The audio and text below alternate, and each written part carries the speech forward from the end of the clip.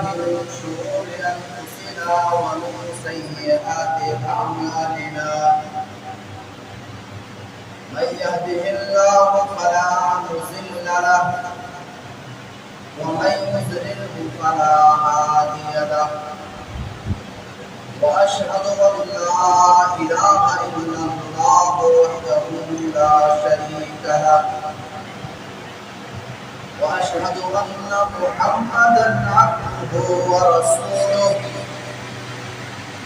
أما بعد فإن خير الحديث كتاب الله وخير الهدي هدي محمد صلى الله عليه وسلم وشر الأمور محدثاتها وكل محدثة بدعة وكل بدعة ضلالة وكل ضلالة في النار.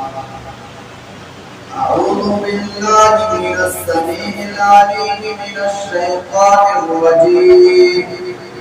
بسم الله الرحمن الرحيم. يا أيها الذين آمنوا اتقوا الله حق تقاته ولا تموتن إلا وأنتم مسلمون. يا أيها الناس اتقوا ربكم الذي خلقكم من نفس واحدة وخلق منها زوجها وبث منهما رجالا كثيرا ونساء واتقوا الله الذي تساءلون به والأرحام إن الله كان عليكم رقيبا. يا أيها الذين آمنوا اتقوا الله وقولوا قولا سديدا يصلح لكم أعمالكم ويغفر لكم ذنوبكم ومن يطع الله ورسوله فقد فاز فوزا عظيما. أما بعد فإن أصدق الحديث كتاب الله وخير الهدي هدي محمد صلى الله عليه وسلم وشر الأمور محدثاتها وكل محدثة بدعة وكل بدعة ضلالة وكل ضلالة في النار. أعوذ بالله من الشيطان الرجيم. بسم الله الرحمن الرحيم. فمن كان يرجو لقاء ربه فليعمل عملا صالحا ولا يشرك بعبادة ربه أحدا.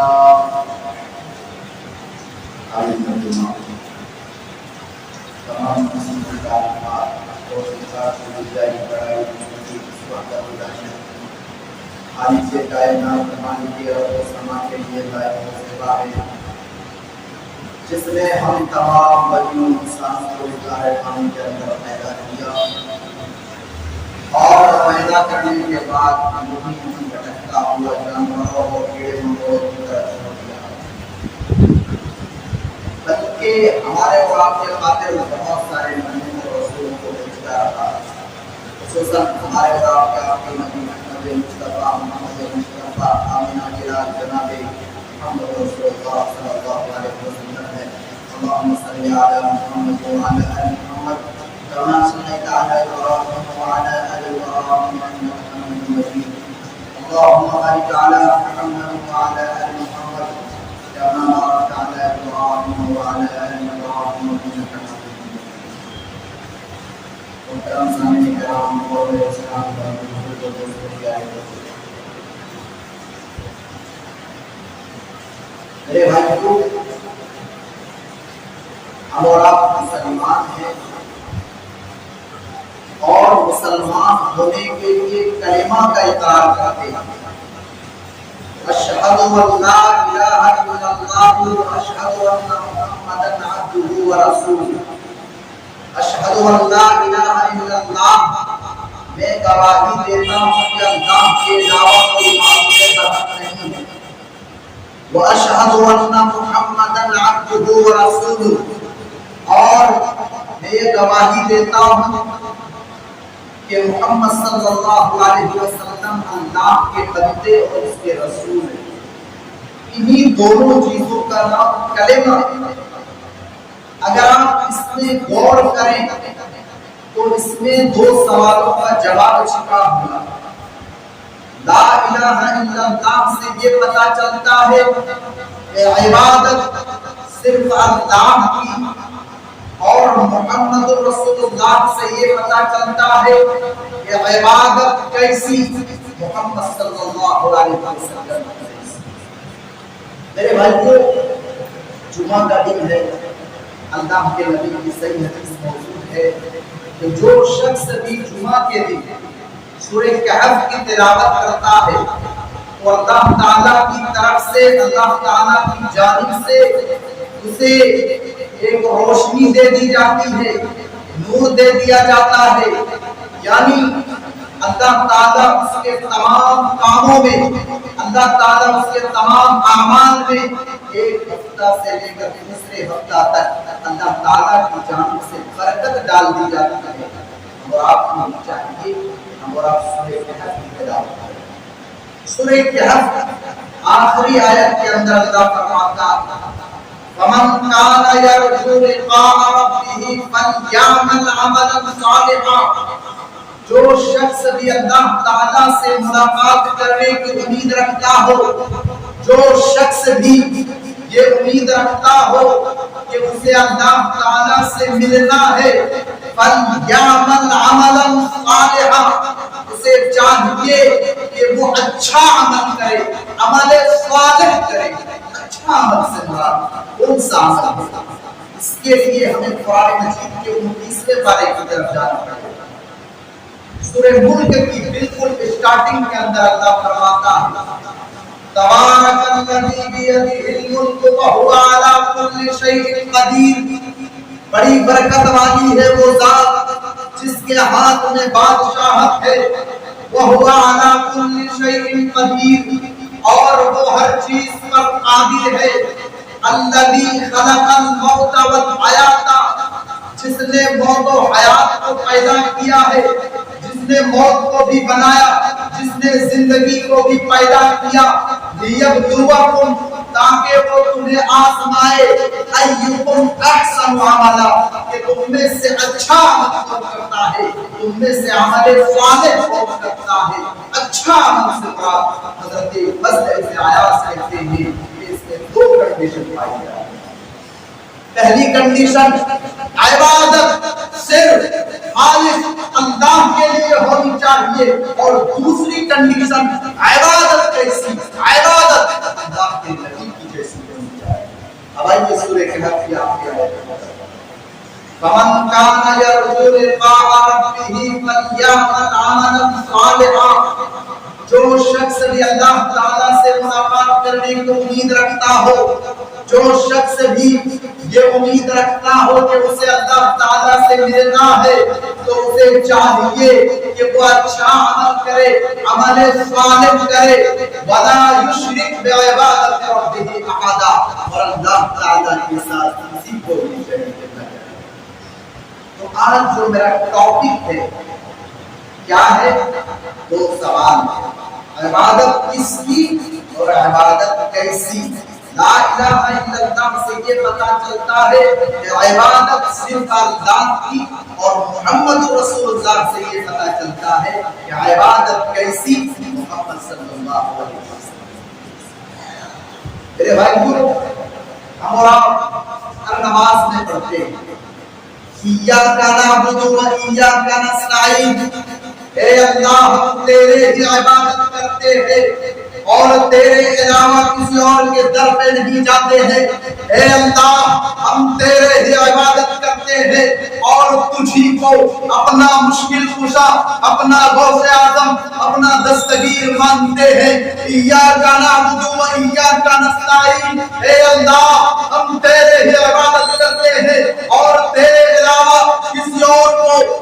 مشکل کشا، اپنا غوث اعظم، اپنا دستگیر نہیں مانتے ہیں۔ یہ ہے اسلام، اور اسلام کی بنیاد ہی توحید۔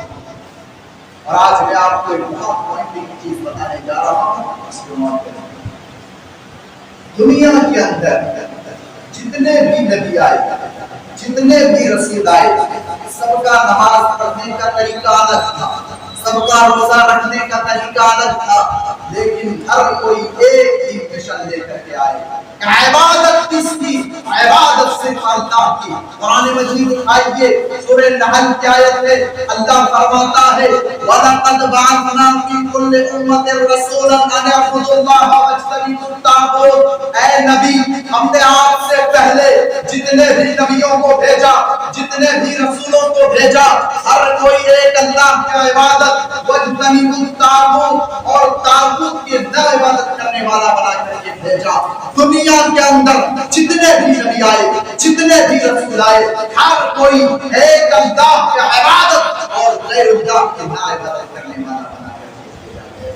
اسی لیے اللہ تعالیٰ کے یہاں شرک سے بڑا کوئی گناہ نہیں۔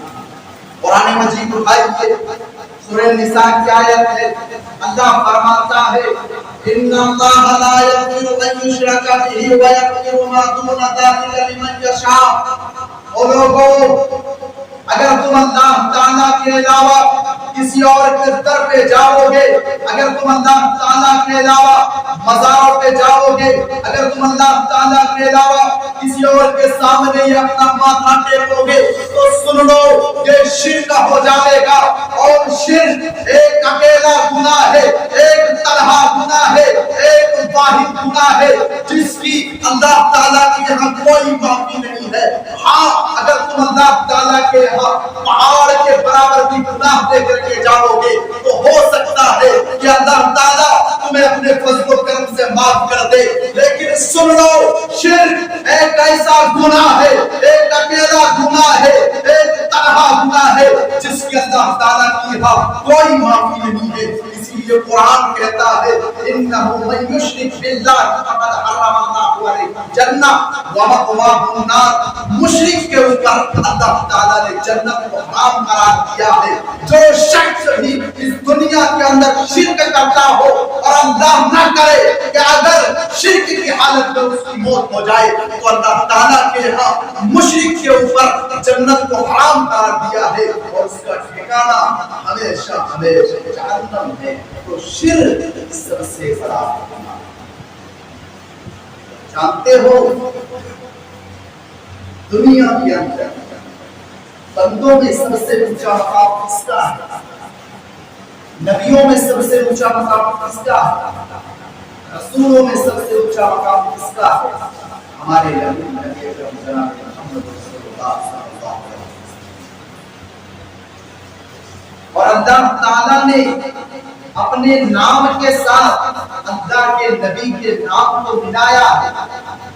دنیا کے اندر جہاں جہاں بھی اذان دی جاتی ہے، اشہد ان لا الہ الا اللہ کے ساتھ اشہد ان محمد رسول اللہ کی دی جاتی ہے، لیکن اس کے باوجود اللہ تعالیٰ قرآن مجید کے سورہ زمر کے اندر اپنے نبی سے خطاب کر کے کہتا ہے لئن اشرکت لیحبطن عملک ولتکونن من الخاسرین۔ اے نبی، آپ اس دنیا کے آخری نبی ہے۔ اے نبی، اب آپ کے بعد کوئی نبی نہیں آنے والا ہے۔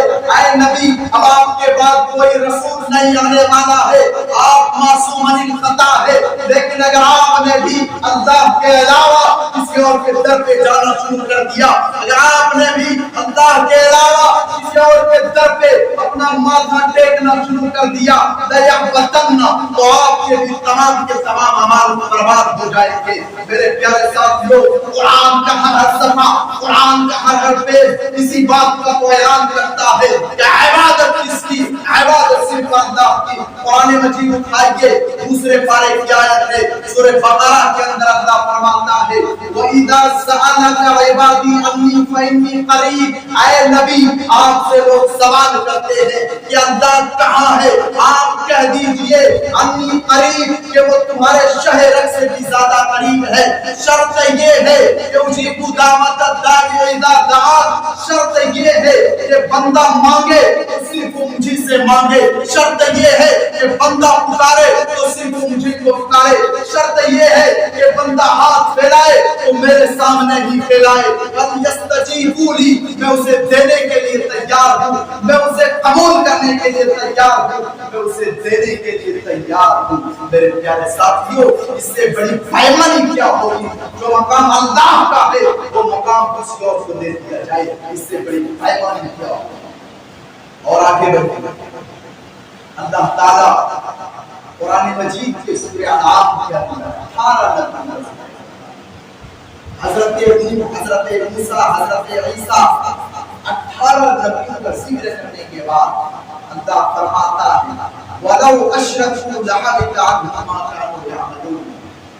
اگر آپ لوگوں نے بھی اللہ کے علاوہ کسی اور کے در پہ جانا شروع کر دیا، اگر آپ لوگوں نے بھی اللہ کے علاوہ کسی اور کے سامنے ماتھا ٹیکنا شروع کر دیا تو آپ کے بھی تمام کے تمام اعمال برباد ہو جائیں گے۔ میرے پیارے ساتھیوں، آج ہم اپنے گریبانوں میں جھانکے، کیا ہم اس توحید پر قائم ہیں جس توحید کو اللہ کے نبی چھوڑ کر کے گئے ہیں؟ توحید کا مطلب ہی یہی ہے کہ نفع کا مالک اللہ، نقصان کا مالک اللہ، بگڑی بنانے والا اللہ، بگڑی نہ بنانے والا اللہ، بیمار کرنے والا اللہ، شفا دینے والا اللہ، بارش برسانے والا اللہ، بارش نہ برسانے والا اللہ، سورج کو پورب سے نکالنے والا وہ اللہ، سورج کو پچھم میں ڈبونے والا وہ اللہ، اور اس اللہ کو چھوڑ کر کے کسی اور کے در پہ جایا جائے، اس اللہ کو چھوڑ کر کے کسی اور کے سامنے ہاتھ پھیلایا جائے، یہ سب سے بڑا گناہ ہے، یہ سب سے بڑا ظلم ہے، یہ سب سے بڑا پاپ ہے، یہ سب سے بڑا انجائے ہے، یہ شرک ہے۔ یہ میں نہیں کہتا ہوں، قرآن کہتا ہے سورہ لقمان اٹھائیے، اللہ فرماتا ہے ان الشرک لظلم عظیم، شرک سب سے بڑا گناہ ہے، سب سے بڑا ظلم ہے، سب سے بڑا پاپ ہے، سب سے بڑا انجائے ہے۔ انجائے کا کیا مطلب ہے؟ سر کے اوپر جو ٹوپی پہنی جاتی ہے وہ سر میں پہننے کے بجائے پیر میں پہنا جائے، یہ ٹوپی کے ساتھ انجائے۔ جوتے چپل پیر میں پہنے جاتے ہیں، اب پیر میں پہننے کے بجائے سر کے اوپر رکھا جائے، یہ جوتے چپل کے ساتھ انجائے ہے۔ جب کھلانے والا وہی، پلانے والا وہی، مارنے والا وہی، زندہ کرنے والا وہی، اور اس اللہ کے علاوہ کسی اور کے در پہ ہاتھ پھیلایا جائے، کسی اور کے سامنے جھکا جائے، یہ سب سے بڑا ظلم ہے، یہ سب سے بڑا پاپ ہے، یہ سب سے بڑا انجام ہے۔ اور لوگوں، آج ہماری مائیں بہنیں اولاد نہیں ہو رہی ہے، چلو ازمیر شریف، بچہ نہیں ہو رہا ہے، چلو ازمیر شریف، بچہ نہیں ہو رہا ہے، چلو باباؤں کے پاس، چلو درگاہوں کے پاس۔ اور لوگوں، قرآن مجید اٹھائیے، سورہ فاطر کی 13 اور 14 نمبر کی آیت ہے، اللہ فرماتا ہے والذین تدعون من دونہ ما یملکون من قطمیر۔ اور لوگوں، جسے تم اللہ تعالیٰ کے علاوہ پکارتے ہو وہ قطمیر کے برابر بھی نہیں ہے۔ قطمیر کا کیا مطلب ہوتا ہے؟ حضرت عبداللہ بن عباس کہتے ہیں اللفافۃ التي تكون على نواة التمرة، کھجور کے گٹلی کے اوپر جو چھلکا ہوتی ہے اسے قطمیر کہا جاتا ہے۔ تو والذین تدعون من دونہ ما یملکون من قطمیر، اور لوگوں جسے تم اللہ تعالیٰ کے علاوہ پکارتے ہو وہ کھجور کے گٹلی کے اوپر جو چھلکا ہوتی ہے اس کا بھی مالک نہیں ہے۔ ان تدعوہم لا یسمعوا دعاءکم، وہ تمہاری پکار کو سن نہیں سکتا ہے، اور چلو ہم مان بھی لے کہ وہ تمہاری پکار کو سن لے، وَلَوْ سَمِعُوا مَا اسْتَجَابُوا لَكُمْ، تو وہ تمہیں جواب نہیں دے سکتا ہے۔ جب وہ سن نہیں سکتا، جب وہ بول نہیں سکتا، جب وہ کھا نہیں سکتا، جب وہ پی نہیں سکتا، پھر ایسی چیز کی عبادت بھی تم کرتے ہو۔ عبادت کس کی؟ میرے پیارے ساتھیو، عبادت صرف اللہ کی ہونی چاہیے۔ اور جو کلمہ کے اندر دوسرا پارٹ محمد رسول اللہ، عبادت کیسی؟ محمد صلی اللہ علیہ وسلم۔ کم کریں گے تب بھی نقصان ہے اور زیادہ کریں گے تب بھی نقصان ہے۔ آئیے میں ایک مثال دے کر کے سمجھاتا ہوں۔ صحیح مسلم کی روایت ہے، برائے ابن عازب صحابی ہے، برائے ابن عازب کہتے ہیں کہ اللہ کے نبی نے مجھ سے فرمایا اذا اتیت مسجدک، جب تم بستر پہ سونے کے لیے جاؤ فتوضا وضوءک للصلاۃ، تو وضو کر لو۔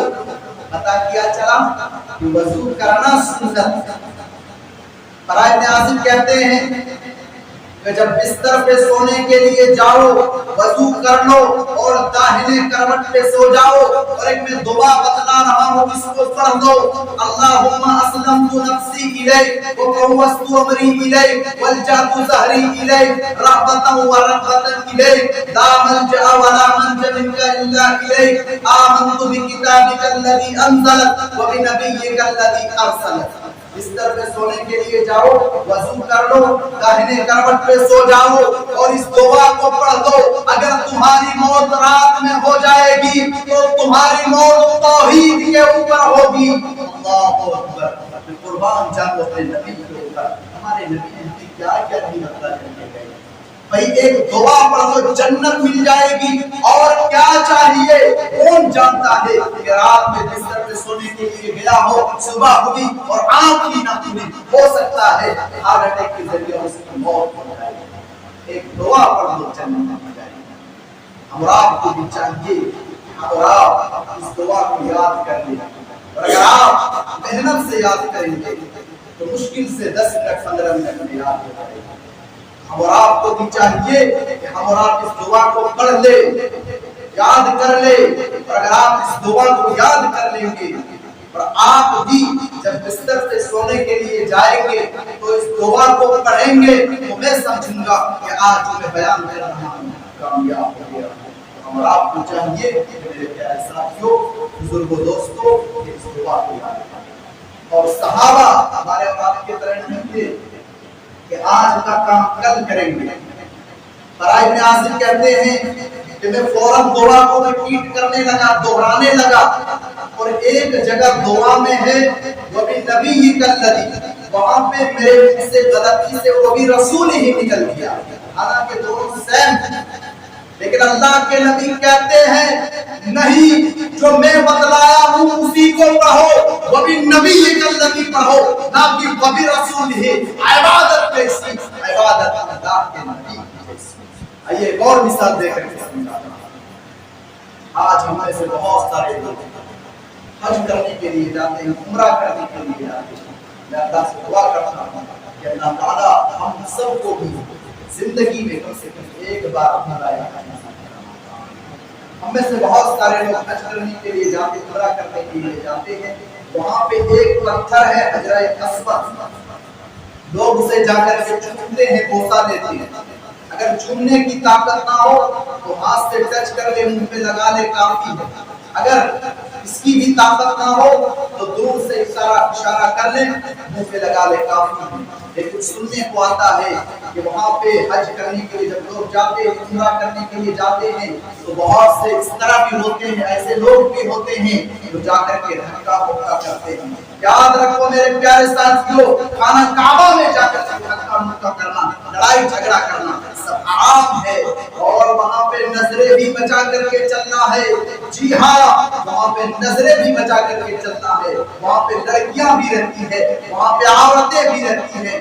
بھلا کون شخص اتنا گھٹیا اور اتنا کمبخت ہوگا جو اللہ کے گھر میں جائے، جو خانہ کعبہ میں جائے اور وہاں پر جانے کے بعد اپنی نظروں کو غلط طریقے سے استعمال کرے؟ تو وہاں پہ جو پتھر ہے حجرہ اسود، بخاری کی روایت ہے حضرت عمر فاروق رضی اللہ عنہ حجرہ اسود کو چومتے ہیں، اور چومنے کے بعد یہ فرماتے ہیں، بخاری کے الفاظ ہے انی اعلم انک حجر، اے حجرہ اسود مجھے معلوم ہے کہ تو ایک پتھر ہے، ما تضر ولا تنفع، اور مجھے یہ بھی پتا ہے کہ تم نفع اور نقصان کا مالک نہیں ہے، چوم اس لیے رہا ہوں کیونکہ تمہیں اللہ کے نبی نے چوما ہے. عبادت کیسی؟ عبادت اللہ کے نبی کی جیسی کی جائے. آج ہمارے بہت سارے غیر مسلم بھائی کہتے ہیں کہ ہم بھی تو جا کر کے حجرہ اسود کو بوسہ دیتے ہیں, ہم بھی تو جا کر کے حجرہ اسود کو چومتے ہیں, ہم بھی تو جا کر کے حجرہ اسود کی پوجا کرتے ہیں. نہیں, ہم اس لیے حجرہ اسود کو چومتے ہیں کیونکہ اللہ کے نبی نے اسے چوما ہے. اگر اللہ کے نبی نے فرما دیا کہ نماز میں رکوع کرنا ہے تو رکوع کرنا سنت ہے. اگر اللہ کے نبی نے فرما دیا نماز میں سجدہ کرنا ہے تو سجدہ کرنا سنت ہے. اگر اللہ کے نبی نے فرما دیا کہ جنازے کی نماز میں نہ رکوع ہے نہ سجدہ ہے تو رکوع نہ کرنا, سجدہ نہ کرنا سنت ہے. اگر اللہ کے نبی نے فرما دیا کہ نماز میں دعائے ثنا پڑھنا ہے تو دعائے ثنا پڑھنا سنت ہے. اگر اللہ کے نبی نے فرما دیا جنازے کی نماز میں دعائے ثنا نہیں پڑھنا ہے تو دعائے ثنا نہ پڑھنا سنت ہے. اگر اللہ کے نبی نے فرما دیا روزہ ایک اہم عبادت ہے, لیکن اگر اللہ کے نبی نے فرما دیا روزہ رکھنا ہے تو روزہ رکھنا سنت ہے. اگر اللہ کے نبی نے فرما دیا روزہ نہیں رکھنا ہے تو روزہ نہ رکھنا سنت ہے. اگر اللہ کے نبی نے فرما دیا کہ واسی تواسی چواسی عید اور بقرعید کے دن یہ سال میں 5 دن کھانے اور پینے کا دن ہوتا ہے, آپ یہ 5 دن روزہ نہیں رکھ سکتے ہیں تو روزہ نہ رکھنا سنت ہے. عبادت کیسی؟ عبادت اللہ کے نبی کی جیسی ہونی چاہیے. اور آگے بڑھیں, اللہ کے نبی کی بیویوں کے پاس 3 صحابی رسول آتے ہیں اور آ کر کے اللہ کے نبی کی بیویوں سے سوال کرتے ہیں. اچھا ایک اور چیز, اللہ کے نبی کی بیویاں ہم سب کی کیا ہو, ہم سب کی ماں, تو ہم سب کے ماؤں کے پاس ازواج مطہرات کے پاس اللہ کے نبی کی بیویوں کے پاس 3 صحابی رسول آتے ہیں اور آ کر کے سوال کرتے ہیں. بخاری کی روایت کہ اللہ کے نبی کی عبادت کیسی ہے. اللہ کے نبی کی بیویوں نے کہا کہ ایسی ایسی ہوتی ہے, اللہ کے نبی کی عبادت اس طرح ہوتی ہے. تو ان تینوں صحابی کو اللہ کے نبی کی عبادت میں کمی محسوس ہوئی. تو ان تینوں صحابی نے کہا, بخاری کے الفاظ ہے اینا نحن من رسول اللہ صلی اللہ علیہ وسلم, اللہ کے نبی تو بخشے بخشائے ہیں, اگر اللہ کے نبی تھوڑا کم بھی عبادت کریں گے پھر بھی چل جائے گا. ان میں سے ایک نے کہا کہ میں ہمیشہ روزہ رکھوں گا, اور دوسرے نے کہا کہ میں رات بھر نماز پڑھتے رہوں گا, اور تیسرے نے کہا کہ میں شادی ہی نہیں کروں گا. جب اللہ کے نبی کو پتا چلا کہ 3 صحابی ہے جنہوں نے ایسی ایسی بات اس طرح کی بات کہی ہے, تو اللہ کے نبی نے ان 3 صحابی کو بلایا اور بلا کر کے اللہ کے نبی کہتے ہیں, بخاری کی روایت میں انتم الذین قلتم کذا و کذا, کیا تم لوگوں نے ایسی ایسی بات کہی ہے, کیا تم لوگوں نے اس طرح کی بات کہی ہے. کہا ہے اللہ کے نبی ہم نے ایسی ایسی بات کہی. اللہ کے نبی فرماتے ہیں اما انی اخشاکم للہ واتقاکم, او لوگوں میں تم میں سب سے زیادہ اللہ سے ڈرنے والا ہوں, لیکن میں روزہ بھی رکھتا ہوں اور میں روزہ چھوڑتا بھی ہوں, میں رات میں تہجد بھی پڑھتا ہوں اور میں آرام بھی کرتا ہوں, میں نماز بھی پڑھتا ہوں اور میں آرام بھی کرتا ہوں, اور میں نے شادیاں بھی کی ہے اور میں اپنی بیویوں کا بھی حق ادا کرتا ہوں. پتا کیا چلا کہ شادی کرنا سنت ہے. ہمارے بہت سے بزرگوں کے بارے میں سننے کو آتا ہے کہ انہوں نے عشاء کی وضو سے فجر کی نماز 40 سال تک پڑھی ہے. تو گویا کہ وہ لوگ بھی شادی شدہ ہوں, وہ لوگ بھی شادی والے ہوں گے, تو گویا کہ انہوں نے اپنی بیویوں کا حق مارا. اللہ کے نبی صلی اللہ علیہ وسلم روزہ بھی رکھتے تھے اور روزہ چھوڑتے بھی تھے. اللہ کے نبی صلی اللہ علیہ وسلم تہجد بھی پڑھتے تھے اور آرام بھی کرتے تھے, اور اللہ کے نبی نے شادیاں بھی کی تھی, اور اللہ کے نبی اپنی بیویوں کا بھی حق ادا کیا کرتے تھے. عبادت کیسی؟ عبادت اللہ کے نبی کی جیسی ہونی چاہیے. تو عبادت کس کی؟ عبادت اللہ کی، اور عبادت کیسی؟ عبادت اللہ کے نبی کی جیسی چاہیے، تبھی ہم اور آپ کامیاب ہو سکتے ہیں، ورنہ پھر ہم اور آپ کبھی بھی کامیاب نہیں ہو سکتے۔ اور آپ کلمہ تو پڑھ لیتے ہیں، اشہد ان لا الہ الا اللہ و اشہد ان محمد عبدہ و رسولہ، لیکن ہم اور آپ کلمہ کو سمجھنے کی کوشش نہیں کرتے، اور اگر کچھ لوگ سمجھتے بھی ہیں تو اسے تحقیق کرنے کی کوشش نہیں کرتے ہیں کہ اللہ کے نبی کی عبادت کیسی ہوتی تھی، اللہ کے نبی نماز کس طرح پڑھتے تھے، اللہ کے نبی کتنی رکعت تراویح پڑھتے تھے، تحقیق کرنے کی کوشش نہیں کرتے ہیں۔ ہمارے بڑوں نے یہ کہہ دیا، بزرگوں نے یہ کہہ دیا، فلاں نے یہ کہہ دیا، فلاں نے یہ کہہ دیا، اب آپ اسی کو لے کر کے بیٹھ جاتے ہیں۔ لیکن یہ اللہ کا فضل و کرم ہے، یہ اللہ کا کرم ہے کہ ہم اپنی مجلسوں میں، ہم اپنے جلسوں میں، ہم اپنے منبر رسول سے وہی کہتے ہیں جو اللہ کا فرمان ہو، جو محمد مصطفیٰ کا فرمان ہو۔ ہم اور آپ اپنی زبان سے، اپنی طرف سے کوئی من گھڑت اور بے بنیاد بات کرنے والوں میں سے نہیں ہے۔ یہ اللہ کا بہت بڑا فضل و کرم ہے میرے پیارے ساتھیوں، ہم اپنے منبر رسول سے قرآن حدیث کے علاوہ ہم اور آپ کچھ نہیں کہتے ہیں، لیکن آج ہم اور آپ تحقیق کرنے کی کوشش نہیں کرتے ہیں۔ ہمیں چاہیے کہ ہم آپ تحقیق کرنے کی کوشش کریں کہ عبادت کس کی ہونی چاہیے، عبادت کیسی ہونی چاہیے۔ آئیے ہم سب مل کر اللہ رب العالمین سے دعا کرتے ہیں کہ اللہ تعالیٰ ہم سب کو ایک اللہ کی عبادت کرنے والا بنا